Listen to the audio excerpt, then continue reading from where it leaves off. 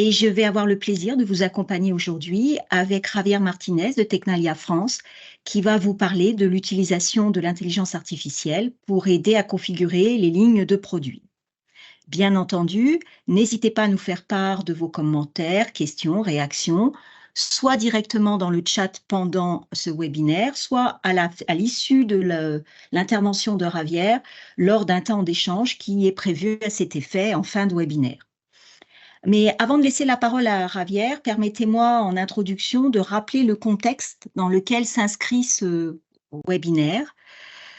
Concrètement, c'est un webinaire dynamique. Donc, qu'est-ce que dynamique? Eh bien, dynamique, c'est un projet collaboratif ou une action collective qui est cofinancée par l'Union européenne et par la région Nouvelle-Aquitaine pour accompagner les acteurs régionaux et plus particulièrement les entreprises manufacturières néo-aquitaines à se doter et à prendre en main des technologies numériques avancées qui peuvent parfois sembler complexes à appréhender, mais qui peuvent contribuer fortement à améliorer la performance et la compétitivité de vos process de production. Alors, l'objectif de Dynamique était de vous aider à vous approprier des technologies numériques avancées. Qu'est-ce qu'on entend par technologie avancée? Eh bien, dans le cadre de Dynamique, ça rejoint 4 grandes catégories. D'abord, l'utilisation de technologies d'intelligence artificielle, c'est-à-dire des moyens logiciels, des calculs à haute performance, l'utilisation d'algorithmes pour développer des systèmes qui vont utiliser de l'IA, l'automatisation, la robotique, comment concevoir sa faisabilité, la manipulation, les déplacements sur une chaîne de production et son contrôle, tout ce qui est à base de jumeaux numériques et l'utilisation de technologies de réalité virtuelle, comment se former, comment on numérise les supports d'un processus, comment on met en place un système de maintenance prédictive, par exemple. Et puis, tout un ensemble de systèmes intelligents et d'Internet des objets, capteurs, comment collecter, exploiter, analyser des données pour gagner en performance et en productivité.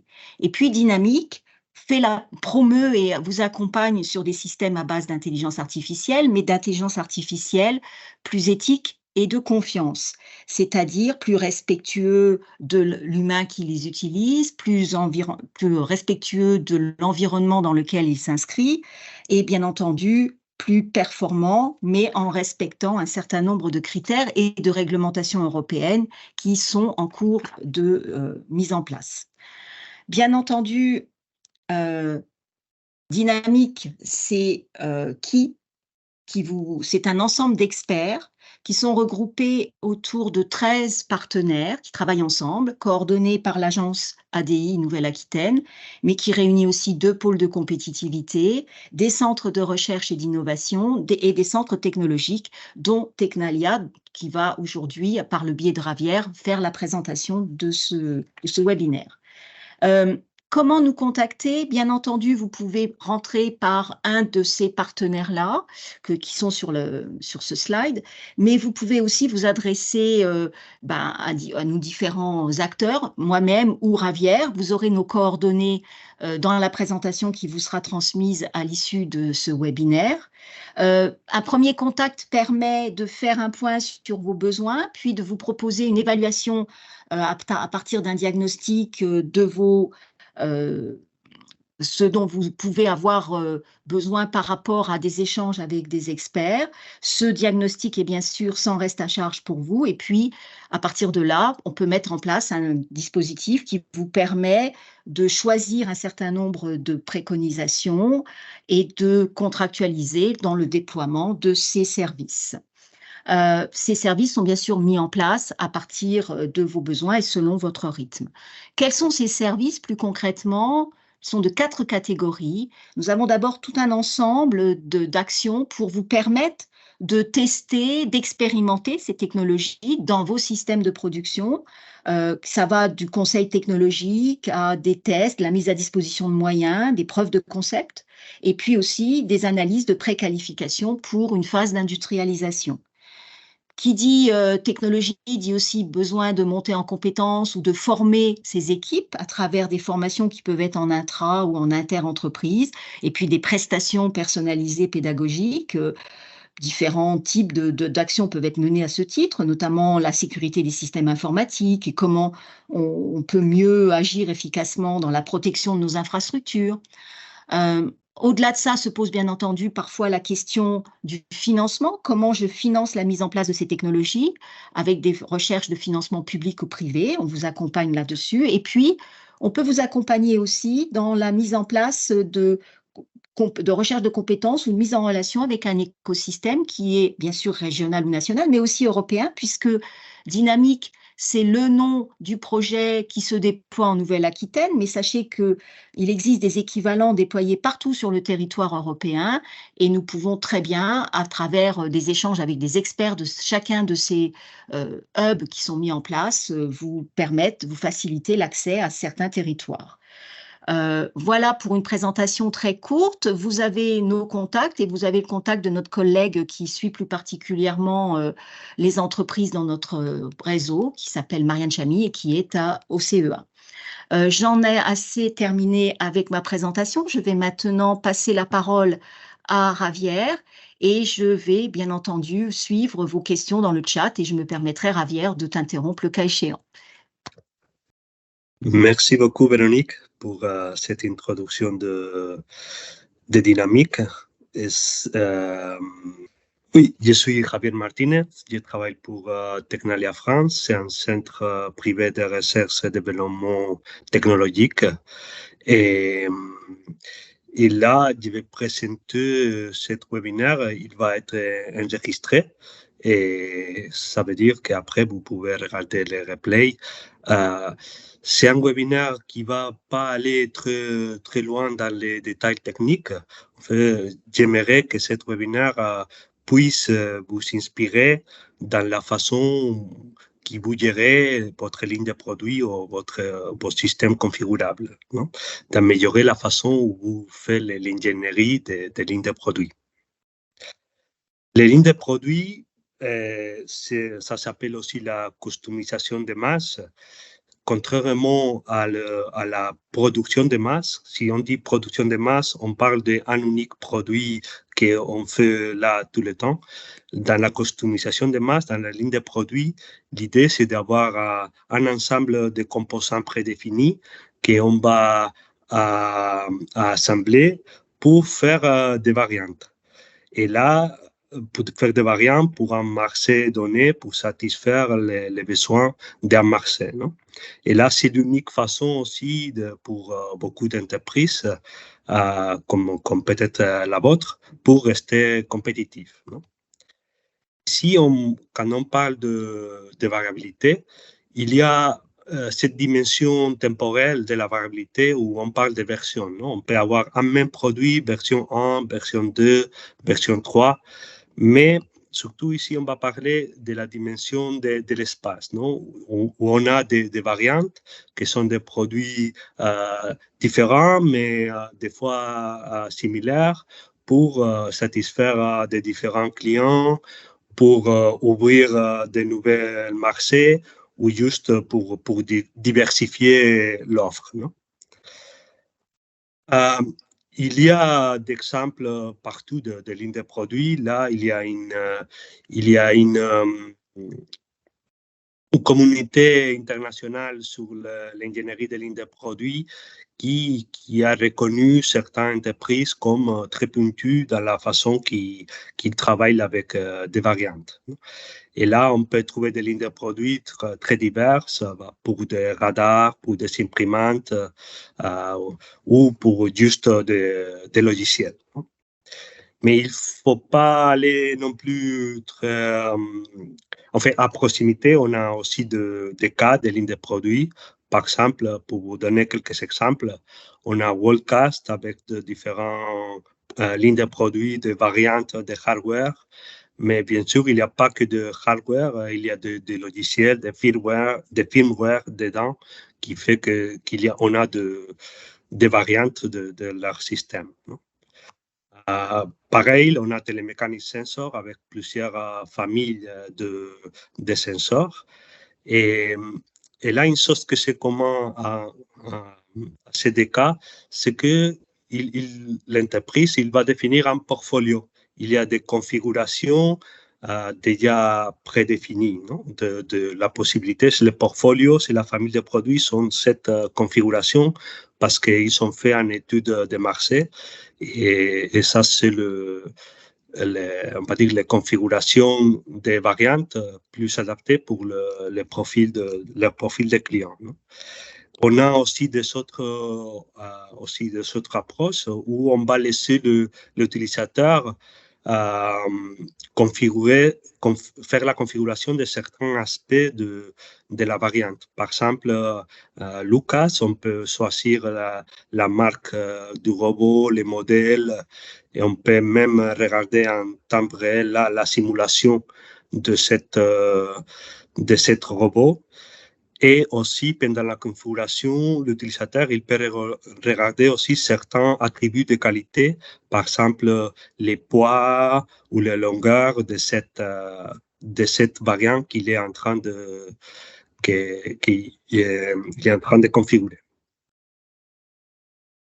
Aussi, on va dire dans l'extrême aussi de la configuration, on va dire, on a EMS Factory, qui c'est une réalisation de concept de manufacturing as a service. Là, l'électronicien, il va configurer leur système, il va lancer l'ordre de fabrication là en ligne, il va payer en ligne, il va voir le produit qu'il a configuré, il va recevoir le produit qu'il a configuré. Et là, sur MS Factory, il y a aussi cette idée de les attributs de qualité. Pendant la configuration, on va avoir accès à les prix. On va avoir les prix de différentes alternatives de fournisseurs de certains composants. On va avoir l'information de les temps, les délais pour recevoir les produits. Sont des aspects qui, pendant la configuration, sont très, très intéressants. Pour revenir un peu à l'aspect un peu théorique, non?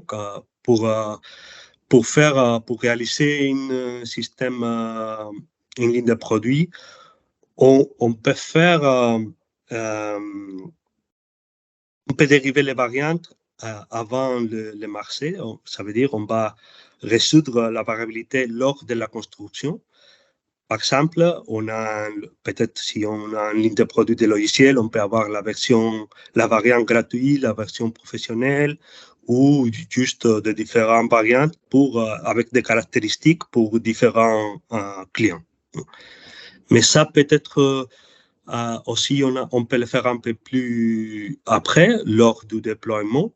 On va laisser l'utilisateur qui est en train d'installer choisir certaines caractéristiques qui va changer le comportement final de la variante. Ou on peut avoir des variabilités aussi pendant l'exécution.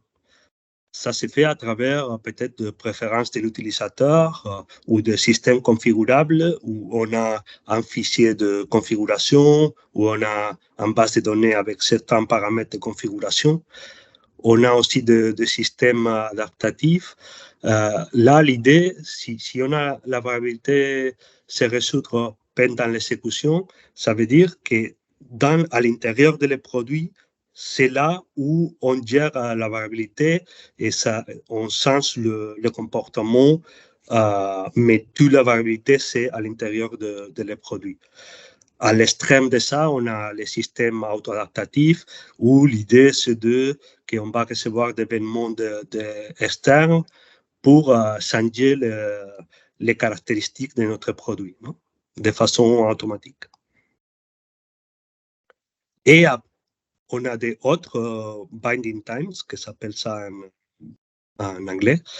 Mais aussi, c'est intéressant de savoir qu'il y a des cas hybrides aussi. On peut avoir de la variabilité lors de la construction, lors de l'installation, pendant l'exécution. On peut avoir, pour notre ligne de produit, on peut avoir tout ça un peu mélangé. Et c'est là où ça devient complexe.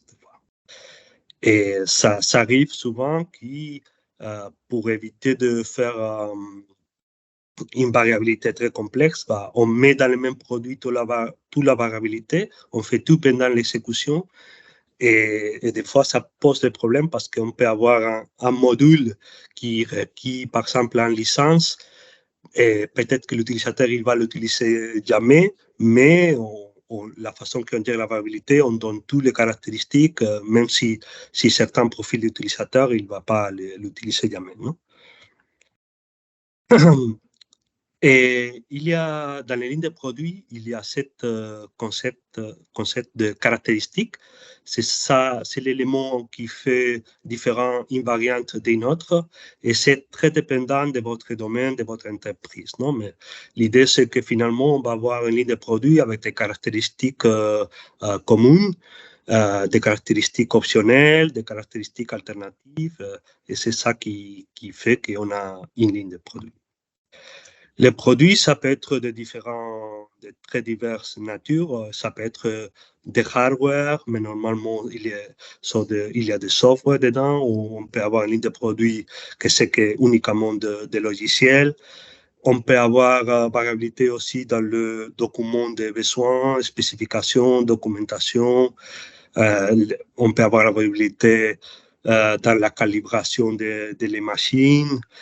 On peut même avoir variabilité dans les tests, dans les besoins de vérification et de validation. Pour un type de produit, pour un type de variante, on va avoir besoin de passer certains tests et pas pour les autres. Ou si on veut s'adresser à les marchés français, il faut la certification et il faut passer ce test. Mais si on veut la certification pour l'Espagne ou pour un autre pays, c'est différent. Et là, les besoins de vérification et de validation, c'est aussi peut-être une source de variabilité.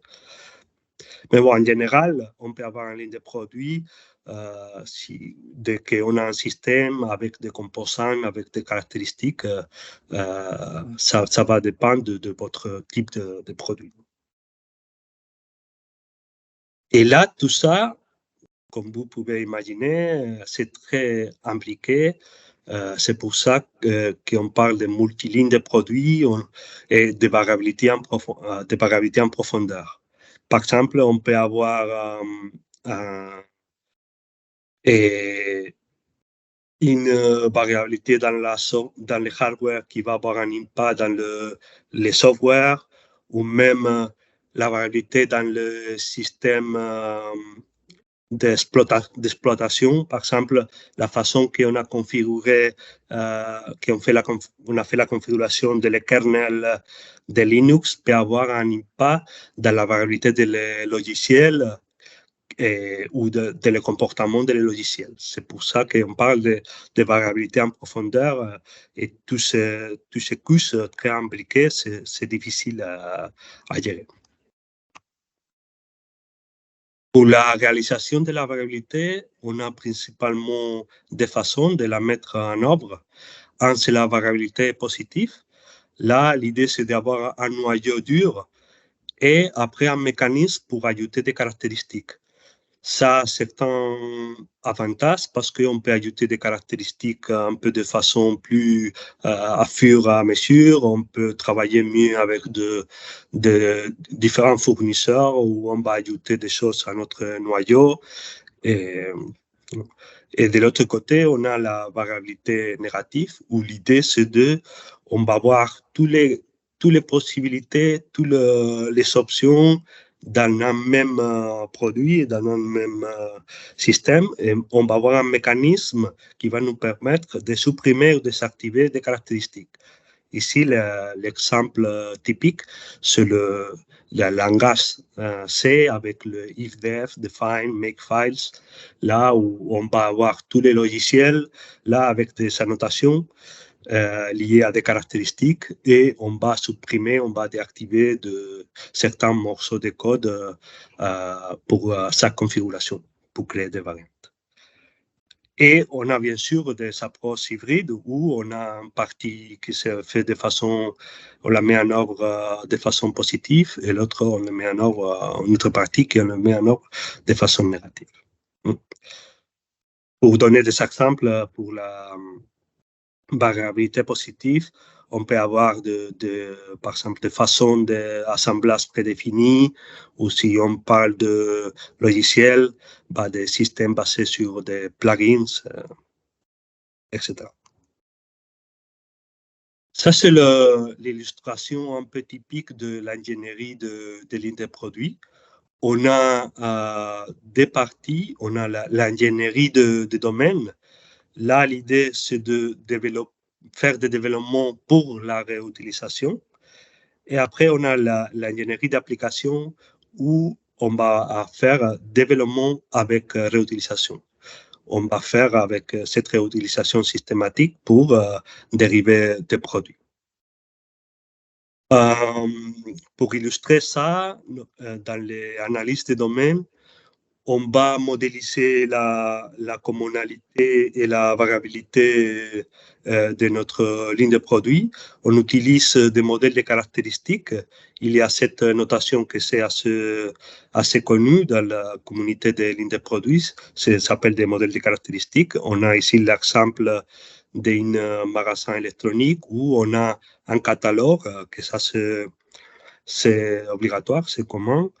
On a de différentes façons de paiement. Ça peut être transfert bancaire ou par câblé ou les deux. On a une alternative de niveau de sécurité et on a une caractéristique optionnelle liée à si on a un bouton pour chercher un produit dans le catalogue. Non? Ça, c'est une optionnelle. On peut l'avoir dans certains magasins électroniques et pas dans d'autres. Et on peut avoir ici deux contraintes. Ici, on a exprimé avec un constraint que la carte bleue a besoin de la caractéristique haute sécurité. C'est ça, c'est la façon où on fait explicite les caractéristiques de notre ligne de produit. Après, bien sûr, le modèle de caractéristiques, c'est que des mots. Et après, il faut la contrepartie de les ressources utilisables. Il faut la contrepartie de les composants, les morceaux de code liés à chaque de ces caractéristiques. Dans l'ingénierie d'application, on part des modèles de caractéristiques pour faire des configurations concrètes. Là, on va choisir, on met le câble, mais pas le transfert bancaire. Là, on fait des configurations concrètes. Et on parle de ce concept d'espace de configuration. Ça, c'est toutes les configurations possibles, toutes les configurations valides de ce modèle de caractéristiques. Et là, normalement, dans des projets industriels, on a pas mal de caractéristiques des fois et on peut avoir des espaces de configuration très vastes. Très rapidement, on peut avoir des espaces de configuration très grands. Une fois qu'on a une configuration, on a des configurations et on a les ressources utilisables, il nous faut un mécanisme de dérivation pour être capable de dériver les variantes. Comme je disais, en fait, ça c'est l'ingénierie des lignes de produits idéale. Ça c'est l'idéal. Mais ce n'est pas toujours le cas. Non? Il y a peut-être que vous avez des points possibles d'amélioration dans la façon que vous gérez les lignes de produits. Non? Et là, c'est lié souvent à le concept de dette technique. Non?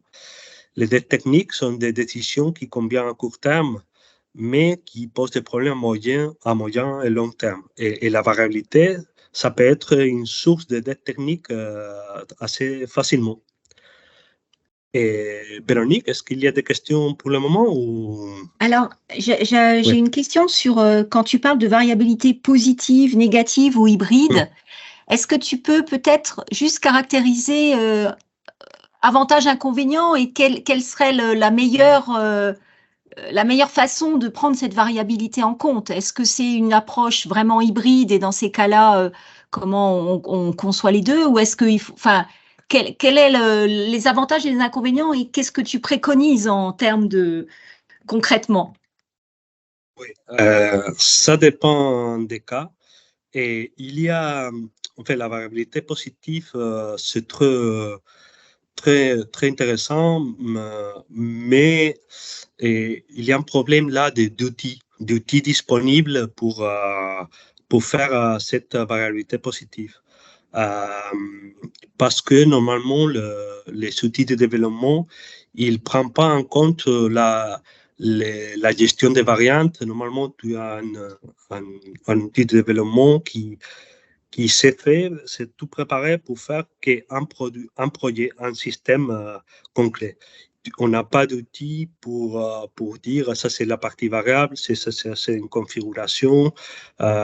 C'est pour ça que la variété positive, oui, il y a beaucoup d'entreprises qui, bien sûr, qui sont identifiées déjà de librairies qu'ils réutilisent, de noyaux, de composants qu'ils réutilisent, mais avoir un vrai mécanisme qui va ajouter des caractéristiques, qui va permettre à faire la dérivation automatique après, une fois qu'on a choisi des caractéristiques, ça c'est des fois très compliqué à mettre en œuvre. Et là, la variabilité négative, par contre, il y a cet avantage où on peut mettre dans l'outil de développement, on peut tout mettre là-dedans, toutes les possibilités, et après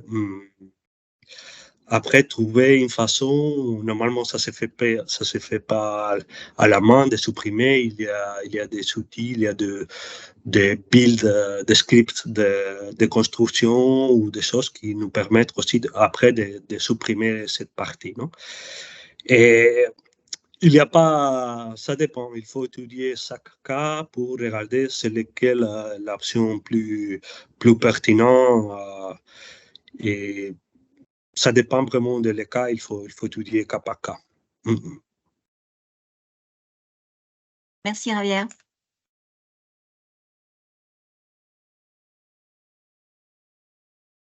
Alors, la variabilité comme source de techniques. Je voudrais vous présenter deux exemples de techniques liées à la gestion de la variabilité.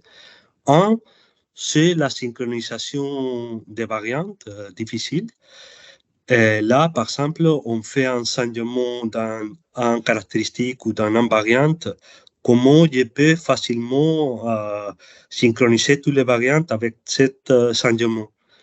Ça, les faits à la main, c'est complexe, c'est chronophage, on peut introduire facilement de nouveaux problèmes. Et si on n'a pas une ligne de produit bien faite, et la synchronisation des variantes, ça peut devenir un problème ou quelque chose qui nous prend beaucoup de temps dans la maintenance et l'évolution de notre ligne de produit. Et après, il y a aussi l'autre exemple, c'est le processus de configuration non optimale. Là, si on fait les choix de la configuration à la main, peut-être qu'on ne connaît pas toutes les caractéristiques disponibles. On ne sait pas l'impact qu'il y a en caractéristiques sur les attributs de qualité, sur les prix, sur les temps de délais, sur la performance. Bon, il peut y avoir, bon, pour chaque domaine, pour chaque entreprise, les attributs de qualité peuvent être différents, non? Mais des fois, c'est difficile de faire à la main des configurations. Comme je disais, on ne connaît pas toutes les caractéristiques optionnelles. Il y a des espaces de configuration qui sont très grands et on se perd beaucoup dans ce processus de configuration. Je voudrais vous donner ce qu'on a identifié comme des causes et conséquences pour la synchronisation des variantes difficiles. Un, c'est la pression temporelle. En fait, on ne va pas mettre en œuvre une ligne de produit, l'ingénierie de la ligne de produit, ce n'est pas facile et on a souvent besoin de répondre rapidement à un client. On ne va pas investir beaucoup à faire les choses propres, on va dire. Et on fait copier-coller, peut-être modifier de variantes précédentes ou on le fait comme ça. Et peut-être que la cause, c'est qu'on on a le ressenti que le scénario est en constante évolution, que tous les projets qui viennent sont très différents, qu'on ne peut pas réutiliser vraiment beaucoup. Ça peut arriver pour des domaines qui ne sont pas matures encore, mais si le domaine est mature, si on comprend bien les marchés et les besoins, normalement, on pourrait mettre en place des lignes de produits plus avancées. Après, on a les causes peut-être des constraints opérationnels. On travaille par projet, différentes équipes travaillent par projet sans beaucoup de communication. Ou peut-être que la cause, c'est juste un manque de connaissances sur la gestion de la variabilité. Non? Et aussi, comme je disais avant, les outils de développement, des fois, ils n'aident pas à faire ça d'une façon très, très bien. Et les conséquences de ça, c'est la maintenance complexe de plusieurs variantes indépendantes, des rôles répétés dans des projets similaires, mauvaise qualité interne globale, problèmes de gestion de portefeuille, cycle de tests complexes, etc. Pour les processus de configuration non optimale, là, les causes, normalement, c'est l'explosion combinatoire de configurations possibles. Dès qu'on a un certain nombre de caractéristiques, ça commence à être pas gérable de tout connaître, d'explorer toute cette configuration. C'est difficile aussi de gérer les attributs de qualité. Il faut savoir les prix, par exemple aussi la cybersécurité, les vulnérabilités qu'il y a dans certains composants. Ça peut jouer aussi un rôle dans la configuration. Les performances, les délais de livraison, là, gérer les attributs de qualité bien, c'est complexe. Et aussi, des fois, c'est difficile de choisir le bon équilibre entre les différents attributs de qualité lors de la configuration. Par exemple, il y a, on peut avoir dans la, peut-être qu'on veut les produits qui coûtent le moins cher, mais aussi les plus performants. Et là, il y a en fait, ce sont des attributs de qualité un peu contraires, non?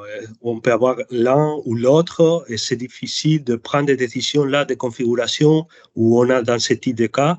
Aussi, peut-être qu'il y a plusieurs personnes qui prennent des décisions pour la configuration, et des fois, il peut y avoir des conflits là dans les choix de configuration.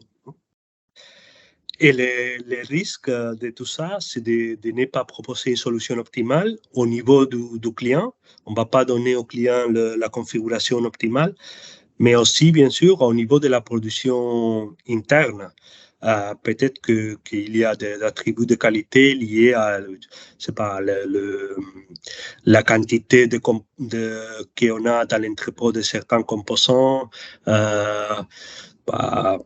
La planification de la production, là, il y a deux aspects qui sont un peu internes à l'entreprise, mais qui sont importants quand on va à configurer une variante.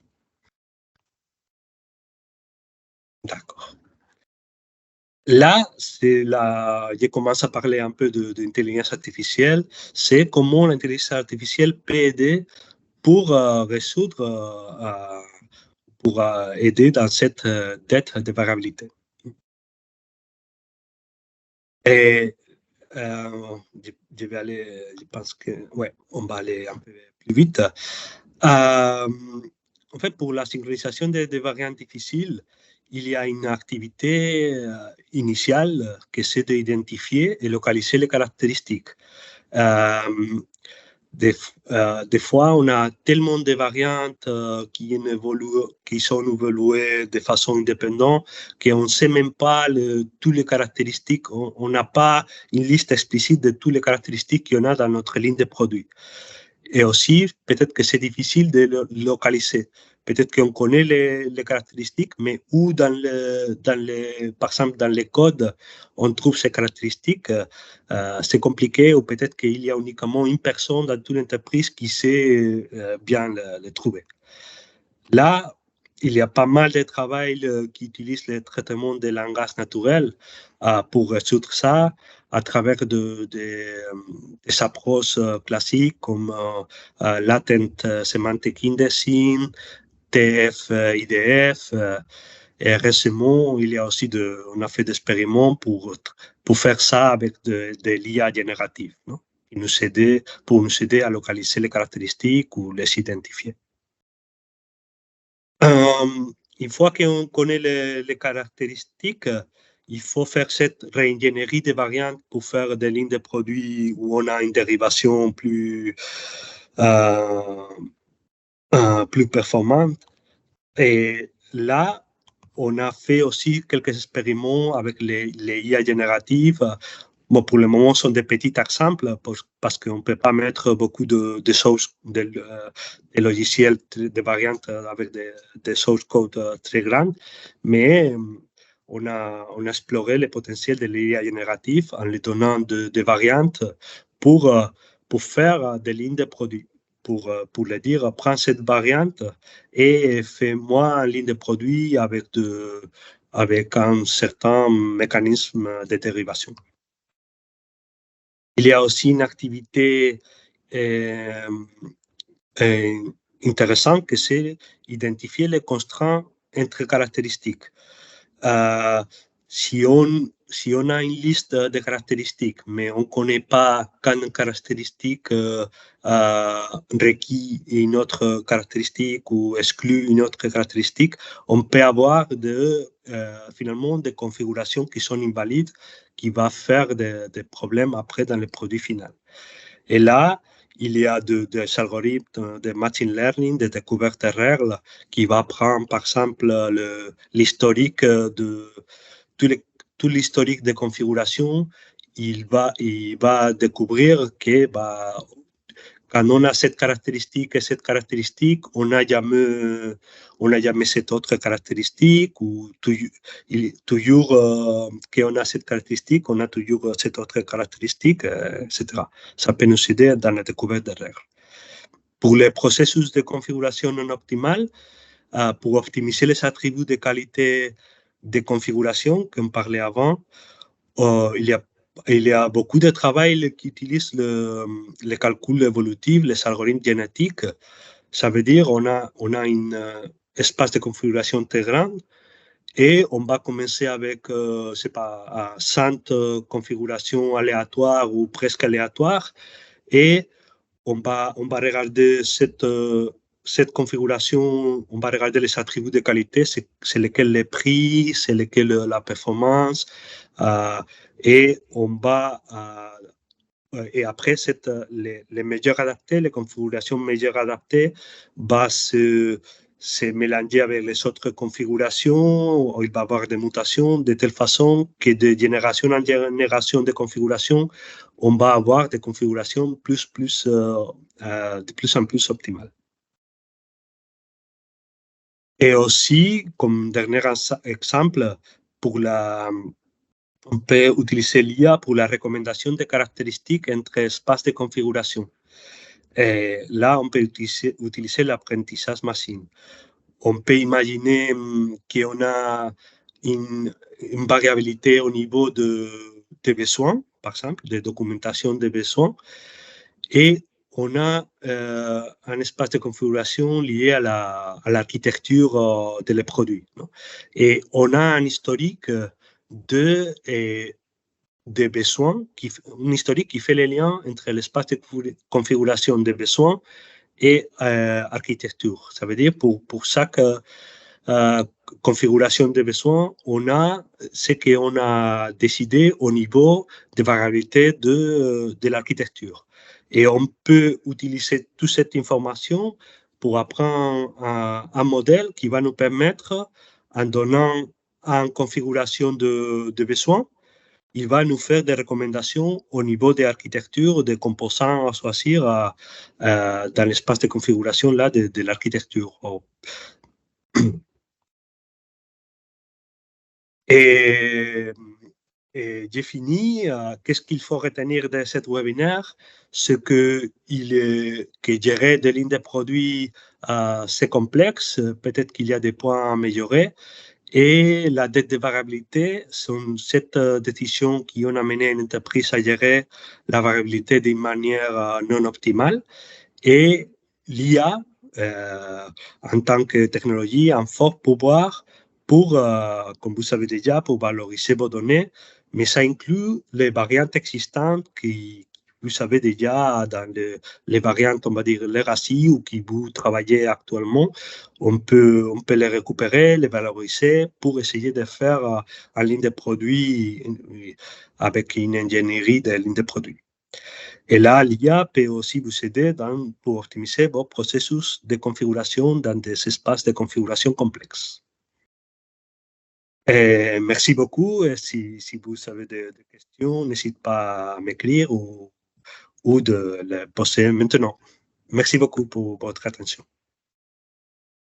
Merci Javier pour cette présentation. Je propose que les différents participants puissent intervenir. N'hésitez pas, c'est le moment. Est-ce qu'il y a quelque chose que vous souhaiteriez clarifier ou poser une question concernant un cas plus précis? La parole est à vous. N'hésitez pas.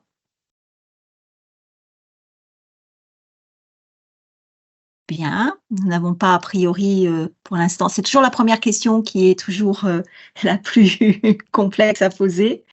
Il faut écrire dans le chat. Oui, ou vous pouvez lever la main et poser directement. On peut ouvrir les micros. Les micros sont ouverts d'ailleurs, donc n'hésitez pas et à prendre la main. Je vais essayer de voir par rapport à voilà. Bon, si vous n'avez pas de questions directes. Oui, il y a une question d'exemple sur la partie d'intelligence artificielle, non? Oui. Je peux mettre beaucoup de références. Comme je disais, l'idée de le webinaire, c'est un peu de vous inspirer, non? Peut-être que de quelque chose que j'ai dit, il fait un écho dans la façon que vous gérez votre ligne de produits, des points d'amélioration. Mais oui, est-ce qu'il y a une partie concrète de les activités que vous voulez des exemples?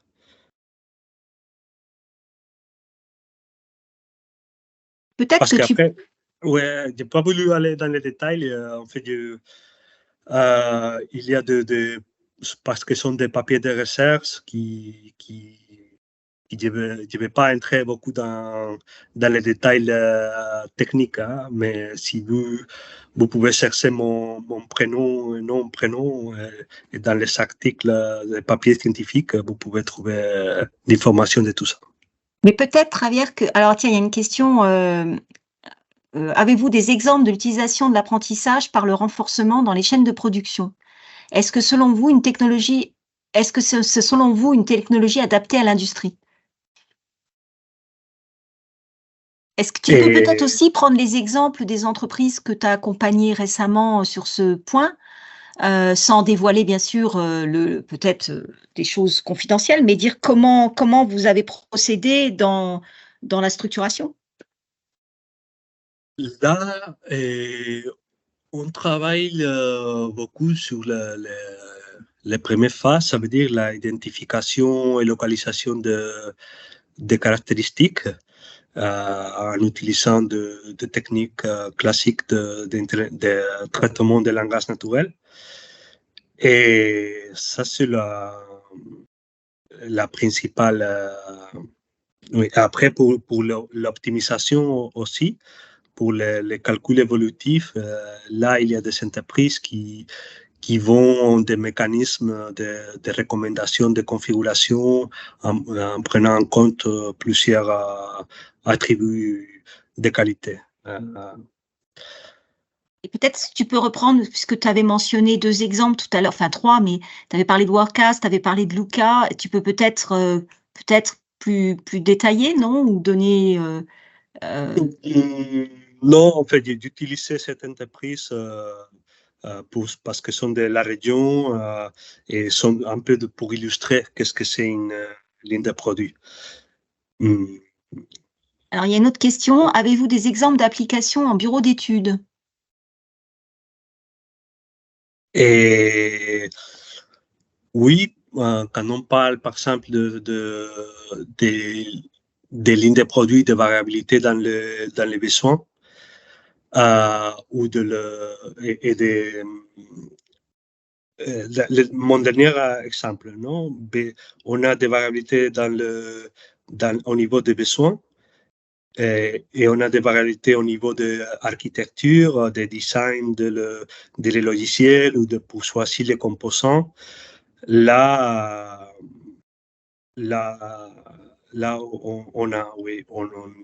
on a utilisé l'apprentissage machine pour faire un recommandateur de composants. Ça veut dire qu'on a les besoins clients, on a les configurations qui a fait un client et ça permet à la bureau d'études rapidement avoir une liste de composants avec lesquels il faut travailler.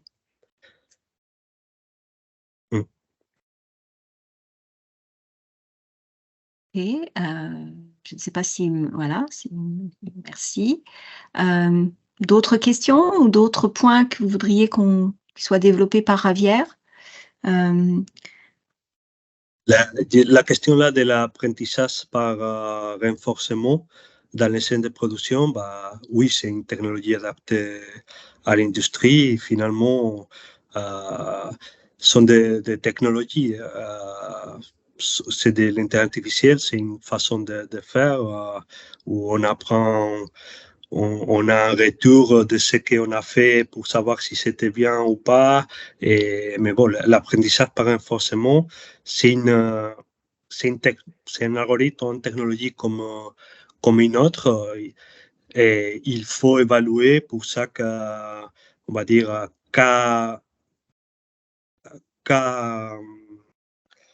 pour chaque cas industriel, c'est lequel la technologie la plus adaptée. Je ne pense pas qu'il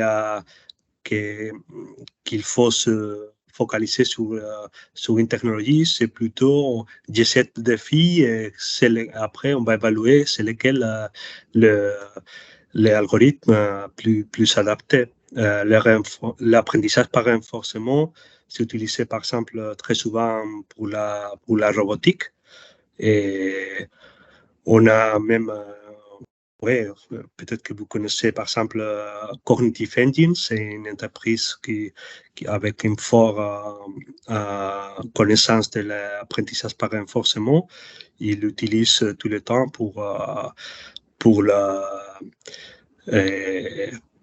apprendre dans les robots à se déplacer dans l'usine ou à les bras robotiques à se déplacer et prendre des objets, etc. Il y a une main levée.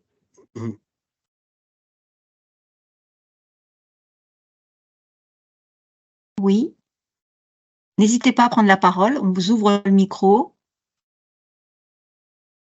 Bonjour, merci. Bonjour. Merci pour cette réunion. En fait, moi, j'ai fait une étude sur l'usage des intelligences artificielles dans les entreprises. Et là, j'aimerais savoir par rapport à cette cohabitation dans les chaînes de production, au-delà des opportunités que les intelligences artificielles offrent aux entreprises, est-ce qu'elles ne menacent pas en quelque sorte ou bien d'autre part des employés qui occupaient ces postes? Merci.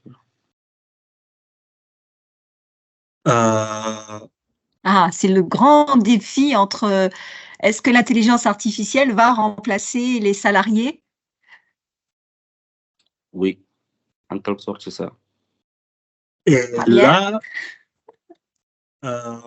on fait là, tout ce que j'ai présenté, c'est pour éviter cette dette de variabilité. Ça veut dire, on parle des process chronophages qui se font manuellement,